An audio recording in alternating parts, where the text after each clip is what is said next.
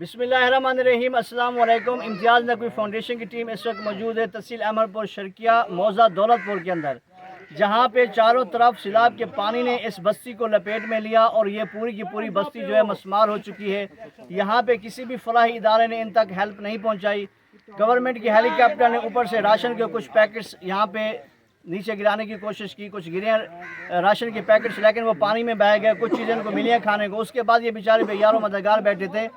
ہم تک یہاں کے مقامی صحافی اور سماجی دوستوں نے کانٹیکٹ کیا۔ ہم ان کے پاس پکا پکایا کھانا اور پینے کے صاف پانی کی بوتلیں لائے تھے جو ہم نے یہاں پہ ڈسٹریبیوٹ کی ہیں۔ میں ان تمام فلاحی اداروں سے ریکویسٹ کروں گا جو کوشش کرتے ہیں کہ وہ سیلاب متاثرین تک پہنچیں، لیکن مین روڈز کے اوپر ان کو لوٹا جاتا ہے، تشدد کیا جاتا ہے۔ ان سے گزارش ہے کہ کسی بھی جگہ ہیلپ پہ جانے کے لیے آپ پہلے مقامی لوگوں سے رابطہ کریں، رابطہ کرنے کے بعد ان سے بات کریں کہ بھائی آپ کو جو ہے نا ان لوگوں تک پہنچنا جو واقعی میں سیلاب سے متاثر ہوئے ہیں، تو وہ مقامی لوگ آپ کو صحیح جگہ پہ لے جائیں گے۔ ہم نے دولت پور کے علاقے کے مقامی صحافی اور سماجی لوگوں سے رابطہ کیا جو ہمیں بالکل صحیح جگہ پر لے کر آئے ہیں۔ ہم نے یہاں پہ پکا پکا کھانا تقسیم کیا ہے اور اس کے ساتھ ساتھ جو ہے نا ہم نے کوشش کی ہے کہ یہاں پہ پینے کا صاف پانی بھی پہنچایا جائے، اور ہم الحمدللہ یہاں پہ پینے کا صاف پانی بھی پہنچا رہے ہیں اور پکا پکا کھانا بھی پہنچا رہے ہیں۔ اب ان کو جو ضرورت ہے یہاں پہ ان کے گھروں کی تعمیرات کا کام ہے، ان کے لیے کھانے پینے کا سامان، خشک راشن، بستر وغیرہ، میڈیسن کی نیڈ ہے۔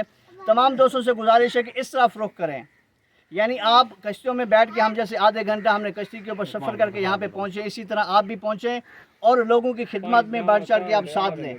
میں تمام دوستوں سے ریکویسٹ کروں گا کہ زیادہ سے زیادہ لوگ جڑیں، اور اسپیشلی میں شکر گزار ہوں فیض کیمپ ٹرسٹ کراچی، رضا افضل علی صاحب جنہوں نے ہمارے ساتھ تعاون کیا۔ اللہ تعالیٰ ان کو اور ان کے ڈونر کی توفیقات خیر میں اضافہ کرے۔ اسی طرح یہ غریب متاثرین کی مدد کرنے میں امتیاز نقوی فاؤنڈیشن کا ساتھ دیتے رہیں۔ بہت شکریہ۔